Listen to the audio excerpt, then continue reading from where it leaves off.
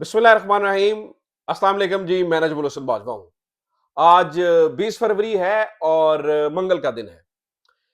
नाज़रीन इकराम, शहर इक़्तिदार से कुछ बड़ी गैर यकीनी और बड़ी अनप्रेडिक्टेबल सी चीजें पता चल रही हैं। कुछ खबरें सामने आ रही हैं, यानी आप समझें कि ताकतवर हलकों के अंदर कुछ लोग कानों में खुसर-फुसर कर रहे हैं कि चीफ इलेक्शन कमिश्नर जनाब सिकंदर सुल्तान राजा साहब मुस्ताफी होने जा रहे हैं। और ना सिर्फ वो इस्तीफा देने जा रहे हैं, बल्कि खबर का जो अगला हिस्सा है वो उससे भी ज्यादा खतरनाक है कि ना सिर्फ वो इस्तीफा देंगे, बल्कि इसके साथ साथ पूरे के पूरे इलेक्शंस को कलअदम करार दे दिया जाएगा। यानी कि ये तस्लीम किया जाएगा कि जी हाँ, इलेक्शंस के अंदर धांधली हुई। ये तस्लीम किया जाएगा जी हाँ, इलेक्शंस के अंदर बेकायदगियां हुई। इसको माना जाएगा कि ये इलेक्शंस फेयर नहीं थे और उसके बाद पूरे इलेक्शंस को कलअदम करार देकर नए इलेक्शंस करवाने का फैसला कर लिया गया है। गो कि ये खबर इस वक्त मानने में नहीं आती है, क्योंकि इस वक्त एनर्जीज तो सेंटर के अंदर पाकिस्तान मुस्लिम लीग नून को लेकर आने के लिए है। तो फिर ये खबरें कहां से आ रही हैं और क्यों डिस्कस की जा रही हैं? क्या इसके ऊपर सीरियसली अमल दरामद होने जा रहा है? क्या वाकई जो सिकंदर सुल्तान राजा है उन्होंने मुस्ताफी होने का फैसला कर लिया है? और क्या वाकई ये पूरे के पूरे इलेक्शंस कलअदम करार दिए जाने वाले हैं? इसी के ऊपर कुछ तफसीलात आज की वीडियो में आपके सामने रखूंगा। देखिए नाज़रीन कराम, सबसे पहली बात तो यह है कि इस वक्त तहरीक इंसाफ की सीटों के ऊपर जो डाका डाला गया है और जो डाका मारकर डकार लिया गया है, वो हजम नहीं हो रहा और वो लोग बाय नहीं कर रहे हैं। इस वजह से रेजिस्टेंस का सामना करना पड़ रहा है और ये resistance out of the plan है। मसलन ये सोचा गया था कि अगर एक खास हद से एक्सीड किया पाकिस्तान तहरीक इंसाफ ने, यानी कि सीटें एक खास हद से ज्यादा ली, तो कंट्रोल किया जाएगा, कट टू साइज किया जाएगा। ये भी सोचा गया था कि मतलब वैसे तो ये है कि इंतखाबी निशान के बगैर लड़ रहे हैं, एक खास हाथ से बढ़ेंगे ही नहीं, और बड़े तो ऊपर वाली नशिस्तों के ऊपर सलमानी चादर डाल देंगे, फिर करते रहिए गड़बड़। अच्छा, सारी चीजें प्लान के मुताबिक हुई, लेकिन जो कुछ प्लान के मुताबिक नहीं हुआ वो ये है कि लोग बाय नहीं कर रहे हैं। और अब लोग जब बाय नहीं कर रहे हैं तो चीजें मजीद वर्स्ट होती चली जा रही हैं। और अब जो नया सिनेरियो बन रहा है, एक मिनट के लिए सोच के देखिए, अब जो नया सिनेरियो बन रहा है, उस सिनेरियो के अंदर जिनको पावर में लेके आना था, वो अल्टीमेटली पावर में आने से पहले ही एक कमजोर पोजीशन पे जा रहे हैं। यानी कि ये पहली गवर्नमेंट आने जा रही है नून लीग की, जो कि गवर्नमेंट आने से पहले ही कमजोर एक पोजीशन में है, मॉरली भी और न्यूमेरिकली भी। यानी कि नंबर्स के हिसाब से भी बहुत पीछे हैं, ऑपोजिशन का जो नंबर होगा वो बहुत बड़ा होगा, और जो मॉरली तो है, कोई मॉरल अथॉरिटी नहीं है। तो ये पहली गवर्नमेंट है जो गवर्नमेंट में आने से पहले ही, यानी कि ये पहली हुकूमत होगी जो पावर मिलने से पहले ही कॉर्नर हो चुकी है। ये बात बिल्कुल भी प्लान के अंदर नहीं थी। लिहाजा इसको काउंटर करने के लिए बहुत सारी चीजें सोची जा रही हैं। और ये जो प्लान सोचा जा रहा है ना कि सिकंदर सुल्तान राजा मुस्ताफी, अगर ऐसा हो तो, और जो पूरा इलेक्शन है और कलअदम, इसको भी इस तरह से प्लान आउट करने की कोशिश की जा रही है कि ये इस तरह से चीजें हों कि इसका फायदा तहरीक इंसाफ को ना हो, इसका नुकसान तहरीक इंसाफ को हो। तो लिहाजा आपने जो जहन में रखना है वो इस चीज को जहन में रख के करना है कि इन चीजों को इसलिए प्लान आउट किया जा रहा है कि तहरीक इंसाफ को पावर से दूर किया जा सके, जितना कर सकते हैं। तो उसको एग्जीक्यूट करने के लिए मुख्तलिफ प्लान जो है ना वो जेर गौर है। पहली बात ये सुनिए कि जनाब, ये फैसला क्यों किया जा रहा है। ये यानी कि अगर इसके ऊपर डिस्कशन हो रही है और इसको डिनाई नहीं किया जा सकता। बहुत सारे लोग आके कहेंगे नहीं नहीं नहीं ऐसा नहीं है, लेकिन मैं आपको बताऊं सीरियसली इसके ऊपर डिस्कशन हो रही है। ऐसा होता है या नहीं होता, ये बात की बात है, लेकिन सीरियसली इसके ऊपर डिस्कशन जरूर हो रही है, बातचीत जरूर हो रही है। वो जो पावर कॉरिडोर्स के अंदर टेबल के ऊपर फाइलें आती है ना, वहां पे मुख्तलिफ जगहों से ओपिनियन आते हैं। वो ओपिनियन यहां पर जो है ना वो जरूर दिया जा रहा है, कैसे कर लिया जाए। उसकी वजह क्या है? उसकी सबसे पहली वजह तो यह है नाज़रीन किराम के इस वक्त ब्यूरोक्रेसी के अंदर एक ख्याल आ गया है, ये जो बहुत बड़ी वजह है। ब्यूरोक्रेसी के अंदर ख्याल आ गया है कि जैसा प्लान बड़ों ने किया था, और ब्यूरोक्रेसी के बड़े भी बड़ों में नहीं आते, ये बात जहन में रखिएगा। ब्यूरोक्रेसी के बड़े से बड़े भी छोटे से छोटू में आते हैं, मैं इशारतन ही बात कर सकता हूं। खैर, ब्यूरोक्रेसी ये सोच रही है कि हमने ये सब कुछ कर लिया है, इसके बावजूद भी अगर हम दूर से देखें तो इमरान खान ही पावर में नजर आ रहा है, इमरान खान ही इस वक्त ताकत में नजर आ रहा है। तो ब्यूरोक्रेसी के अंदर एक एक अजीब सी जो है ना वो कश्मकश शुरू हो चुकी है। और फिर आपने ये देखा कमिश्नर रावलपिंडी जैसी विसल ब्लोअर सामने आए, इसी तरह से और मजीद लोग सामने आ रहे हैं। और मैं आपको बताऊं कि खबर तो ये है कि लाहौर का एक आरओ N130 वाला हॉस्पिटल में है, ये तक दावा किया गया वो हॉस्पिटल में है, क्योंकि उसने कहा जी मैं नहीं करूंगा। तो ब्यूरोक्रेसी के अंदर एक वेव चल रही है। अब ये परेशान कुन बात है, ये बहुत परेशान कुन बात है। इसके लिए दो चीजें की गई हैं।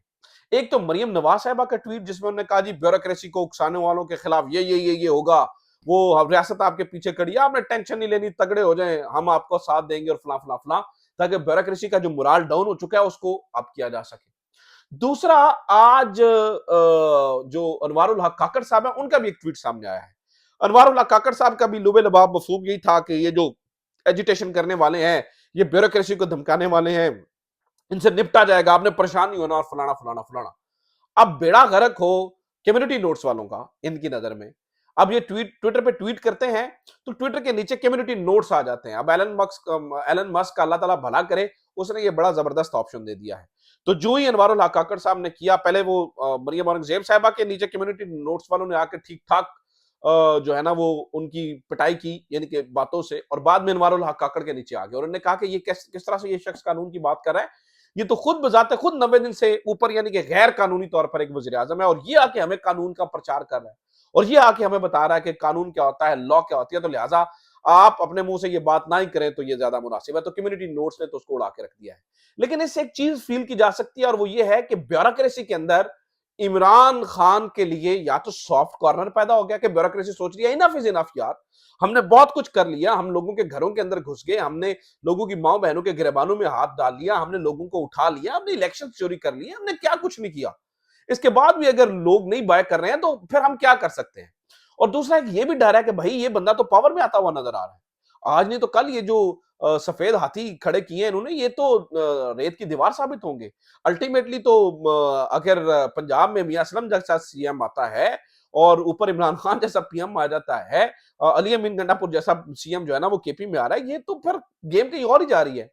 अब ब्यूरोक्रेसी के इस डर को लेकर नाज़रीन इकराम फिर मुख्तलिफ इकदाम उठाए जा रहे हैं और सोचा जा रहा है कि यार ये काम तो जो है ना वो खराब हो गया है, इससे चीजें जो है ना वो गड़बड़ हो गई। दूसरा नाज़रीन इकराम एक और चीज हुई है, ना सिर्फ ब्यूरोक्रेसी, बल्कि मैंने आपको बताया था कि एमएनए जो है वो टूटने, जो दूसरा पॉइंट है वो बहुत बड़ा और बहुत अहम पॉइंट है, वो ये है कि एमएनए टूट नहीं रहे हैं। माफ कीजिएगा, इरादा था कि एमएनएस को तोड़ तोड़ कर लाया जाएगा मुख्तलिफ पार्टीज के अंदर, लेकिन नहीं टूट रहे हैं। आपके सामने ब्रिगेडियर असलम घुम्मन 4 दिन 5 दिन हो गए हैं, लापता हैं, कोई बयान नहीं है, वो अपने डटे हुए हैं। आज का मैं ताजा तरीन आपको वाकया बताऊं, ताजा तरीन वाकया खारियां से, जो तहरीके इंसाफ के मुंतखब होने वाले चौधरी इलियास हैं, जिन्होंने आबिद रजा कोटला को शिकस्त दी है, पता यह चला कि इस्लामाबाद जाते हुए वो भी गायब हो गए हैं। एमएनए, सिटिंग एमएनए को गायब कर दिया गया है और वो बिल्कुल गायब है और नहीं समझ आ रही कहां पे गया है। उल्टा बल्कि काम ये हो रहा है कि कुछ एमएनए, जैसे कि अभी पता चला जी एक एमएनए जो है ना वो तहरीक इंसाफ के अंदर शामिल भी हो गया है, जो आजाद लड़ा और वो तहरीक इंसाफ के अंदर शामिल हो चुका है। आजाद से मुराद तहरीक इंसाफ का हमायत याफ्ता उम्मीदवार नहीं था, बल्कि वाकई तन आजाद लड़ा, किसी भी जमात से उसका ताल्लुक नहीं था, आजाद लड़ा। पहले तहरीक इंसाफ में उनकी यस सुट पंजा था, लेकिन दोबारा अब तहरीक इंसाफ के अंदर जो है वो शामिल हो गए हैं। तो ये तो गेम बड़ी उल्टी हो गई है, ये तो समझ में नहीं आ रहा क्या करें। अब इसको काउंटर करने के लिए एक और एक्सट्रीम वो पॉइंट है जो मैंने आपके सामने पहले रख दिया, उसकी वजह बताता हूं कि उसको करके क्या किया जाएगा। लेकिन स्टेप बाय स्टेप चलते हैं। एक और स्टेप ये लिया जा रहा है कि दोबारा से 9 मई का जो वो एक जिन हमने बोतल में बंद किया हुआ है उसे दोबारा से आजाद किया जाए। 8 फरवरी को जिस उस जिन को बोतल में बंद कर दिया था लोगों ने, तो उसको दोबारा आजाद किया जाए। माफ कीजिएगा। इसके लिए मुनीब फारूक जैसे जो हमारे हमारे मीडिया इंडस्ट्री के एंकर्स हैं उनको सामने लेके आया जा रहा है। अब मुनीब फारूक साहब ने खुलकर ये बताया है, उन्होंने कहा जी अगर आप ये समझते हैं कि मैंडेट, और उन्होंने सोर्स का बताया, उन्होंने कहा मुझे उन्होंने बताया और नाम लिया उन्होंने एस्टैब्लिशमेंट ने। वो कहते हैं जी एस्टैब्लिशमेंट ने के मतलब बंदे ने मुझे बताया कि अगर आप ये समझते हैं कि मैंडेट मैंडेट मैंडेट तो ये कोई चक्कर नहीं है मैंडेट वाला, अगर मिल भी गया है। और फिर जो उन्होंने एग्जाम्पल दी नाज़रीन इकराम, मैं वो मुनीब फारूक की वो बात सुन के उस वक्त का शदीद परेशान हूं और मैं हैरान हूं कि चले उधर से अगर बात हो भी गई थी तो मुनीब फारूक साहब जिस तरह से जिस लहजे में बता रहे हैं, बहसियत सहाफियों ने थोड़ा सा अकल को हाथ मारना चाहिए था, लेकिन नहीं। खैर वो गुफ्तगू जरा आप सुनिए वो क्या कह रहे हैं। वो ये कह रहे हैं कि मुझे बताया गया कि अगर आपकी सारी औलाद कहे जी मुश्तरका तौर पे कि हमने नशे पे लगना है, तो क्या बाप उनको नशे पे लगने देगा? यानी कि गलत काम करने देगा? ऑब्वियसली बाप उन्हें गलत काम से रोकेगा। तो कहने का मतलब ये है, मुनीर फारूक साहब बता रहे हैं कि जो मैंडेट पीटीआई को मिला है, वो एक्चुअली नशे के मुतरादिफ है, यानी कि बुरे काम के मुतरादिफ है। तो मैंडेट मिल भी गया है और पूरे सारी आपके बच्चे वोट भी उधर कर रहे हैं। तो बाप कहेगा नहीं, ये गलत काम है, मैं आपको गलत काम नहीं करने दूंगा। मैं हैरान हो गया हूं उस टाइम से, जब से मैंने ये मुनीर फारूक साहब की ये मंतक सुनी है, ये दलील सुनी है। मैं हैरान हूं कि एक शख्स, एक अच्छा मैच्योर जर्नलिस्ट था, पता नहीं ना जाने इस शख्स को क्या हो गया है, ये किस तरह से इस तरह की गुफ्तगू कर सकता है। ये वही लोग हैं जो जमहूरियत के दाई थे, ये वही लोग हैं जो जमहूरियत के लंबरदार थे, ये वही लोग हैं जिनके मुंह से दिन रात नवाज शरीफ साहब के दौर में इंसानी हकूक की आवाज, इंसानी हकूक की बातें निकला करती थी। आज ये मैसेंजर्स हैं, ये मतलब क्या है, मुझे नहीं समझ आता ये क्या है, इनकी हैसियत क्या है मुनीर फारूक साहब जैसे लोगों की, कि क्या वो मतलब बयान करने की कोशिश कर रहे हैं, वो पाकिस्तानी कौम को डरा रहे हैं, धमका रहे हैं, ये क्या? और फिर उन्होंने कहा कि आप तैयार हो जाएं, 9 मई के फैसले आने वाले हैं। 9 मई को यानी कि ये जो फौजी अदालतों के फैसले थे वो भी आएंगे, और ये मैंडेट मैंडेट को ले जाएं, आप भूल जाएं। यानी कि आपको आप अगर सबसे बड़ी पार्टी बन गए हैं, पूरे पाकिस्तान के लोग आपको चुन भी रहे हैं, तो वो मुनीर फारूक कह रहे हैं कोई फर्क नहीं पड़ता। ये बहुत ही ये बहुत ही खौफनाक बात है नाज़रीन किराम, ये बहुत जो है ना वो खौफनाक बात है।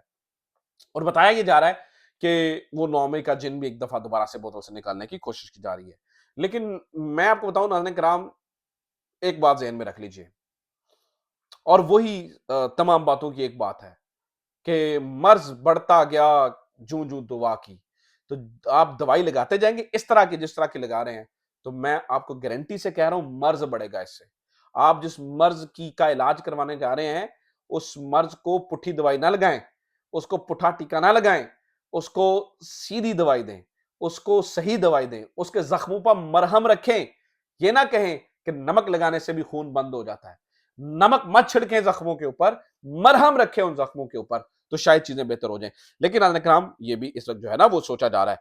अच्छा, मैं अब जरा आपको ये बता दूं कि हाँ, अब वो जो मंतक दी जा रही है इलेक्शंस कलअदम की, वो उसके पीछे कहानी क्या है, क्योंकि मैंने एक स्टोरी तो बांध के आपको बता दिया, फिर कुछ और भी खबरें आपको देता हूं। मंतक ये है कि अगर इमरान खान इसी तरह से पार्लियामान के अंदर ताकतवर और मजबूत तरीन बन के आता हुआ नजर आ रहा है, तो ये किया जाए कि इलेक्शंस को ही पूरा कलअदम कर देते हैं। उससे ये होगा, इलेक्शंस कलअदम हो जाएंगे तो दोबारा इलेक्शंस करवाने में टाइम लगेगा, ऑब्वियसली 6 महीने लग जाएंगे। दोबारा से तैयारी का टाइम, बैलेट पेपर्स का टाइम, फलाना टाइम, फंड्स का टाइम, आईएमएफ का टाइम, इन 6 महीनों के अंदर दोबारा से काकड़ साहब ऊपर बैठ जाएंगे। नून लीग को दोबारा से अवाम में जाने और बयानिया बनाने का टाइम मिल जाएगा। पीपल्स पार्टी को दोबारा से अवाम में जाने और बयानिया बनाने का टाइम मिल जाएगा। शायद तहरीक इंसाफ को इन 6 महीनों के अंदर मजीद कमजोर किया जा सके और इलेक्शंस को अच्छे तरीके से मैनेज किया जा सके। ये भी एक ख्याल जाहिर किया जा रहा है, क्योंकि मैं ये नहीं कह रहा हूं कि ये सच है, हकीकत है। हो सकता है खबर देने वाले हो सिर्फ एक खदशे की बुनियाद पर ये कह रहे हो सकता है वो जिनकी मैं बात कर रहा हूं कानों में चै मगोइयां हो रही हैं, वो बात सिर्फ चै मगोइयां तक ही रह जाए। हो सकता है सिकंदर सुल्तान राजा मुस्ताफी ना हो सकता है सेटअप ऐसे ही चले। लेकिन अल्लाह मैं ये आपको बता रहा हूं कि इस बात से इनकार नहीं किया जा सकता कि ये गुफ्तगू नहीं हो रही है। इक्तदार की राहदारियों के अंदर ये डिस्कशन हो रही है, कानों के अंदर ये खुसर पुसर हो रही है, चीजें डिस्कस हो रही हैं। और कुछ चीजें तो खैर सदर ममलिकत के हवाले से भी डिस्कस हो रही हैं, वो पीटीआई के अंदर भी डिस्कस हो रही हैं, वो पीटीआई के बाहर भी डिस्कस हो रही हैं। सदर ममलिकत आखिरी दिनों के अंदर पीटीआई के साथ अपनी लॉयलिटी, पीटीआई नहीं, इमरान खान के साथ अपनी लॉयलिटी को साबित करना चाहते हैं। उन्हें लगता है कि मैंने इमरान खान को मायूस किया है। इमरान खान ने डायरेक्ट कहा था कि इलेक्शंस की तारीख दें और ये करें और वो करें। सदर ममलिकत ने माफ कीजिएगा डर के 2 कदम पीछे हटाए थे, इसलिए शायद वो करना चाहते हैं। इसके लिए उनके पास 2-3 ऑप्शन हैं, आर्टिकल 45 वाला ऑप्शन भी है, लेकिन वो इमरान खान नहीं करना चाहते। इमरान खान चाहते हैं मैं अदालतों का सामना करके आऊं। लेकिन जब अदालतें आपको पता है इस तरह की हों कि वो मतलब अ, सरासर कोई भी रिलीफ ना दे रही हो। और रिलीफ से याद आया, मैं आपको ये भी बता दूं कि जेल के अंदर खबर है कि इमरान खान से 4 लोग मिले हैं और उन्होंने कुछ रिलीफ के लिए चीजें सामने रखी हैं। इमरान खान ने कैटेगोरिकली ना किया है। जवाब इमरान खान को कहा गया है कि फिर स्क्रू टाइट किए जाएंगे, तैयार हो जाए। और वो स्क्रू टाइट किए भी जा रहे हैं। क्योंकि जो बुशरा बीबी के हवाले से खबरें मिल रही हैं वो बड़ी खौफनाक हैं। माफ कीजिएगा, बहुत खौफनाक। 10 दिन से, पिछले 10 दिन से वो कुछ ज्यादा खा पी नहीं रही हैं, ब्रेड और चाय खाती हैं, और उनके गले में और उनके मैदे में रिपोर्टेडली जख्म हो चुके हैं, शदीद परेशान है, और इनको मेडिकल एड नहीं मिल रही है। ये भी जराए जो है ना वो इस बात को बता रहे हैं। तो ये चीजें हो रही हैं। इस वक्त जो है ना वो मामलात यहाँ तक जा रहे हैं। मुनीफ फारूक साहब कहते हैं माफी मांगे, इमरान खान कहते हैं मेरी सीटें वापस करो। तो सूरत हाल फंस गई है। बाकी मरियम नवाज साहब अभी एक्टिव हैं, वो यूथ को टारगेट करने के लिए मुख्तलिफ इकदाम उठा रही हैं। मरियम नवाज साहब अभी इस वक्त यूथ को अट्रैक्ट करना चाहती हैं, और वो चाहती हैं कि पार्टी की तरफ वो अट्रैक्ट हो, तो वो भी मुख्तलिफ चीजें करने की कोशिश कर रही हैं। कुछ मजीद खबरें आती हैं फिर आपके सामने रखूंगा, लेकिन जहन में रखिएगा, बैद नहीं है कि सिकंदर सुल्तान राजा इसके ऊपर अमल कर गुजरे, लेकिन उनके इस्तीफे की खबरें आज से नहीं बड़े देर से चल रही हैं। हो सकता है वो उसको कैरी भी करें, हो सकता है प्लान जो चल रहा है उसी के मुताबिक चले, लेकिन बातें तो हो रही हैं, गुफ्तगू तो हो रही है, कानों में खुसर फुसर तो हो रही है। देखते हैं ऊंट किस करवट बैठता है। अपना ख्याल रखिए, खुदा हाफिज, पाकिस्तान जिंदाबाद।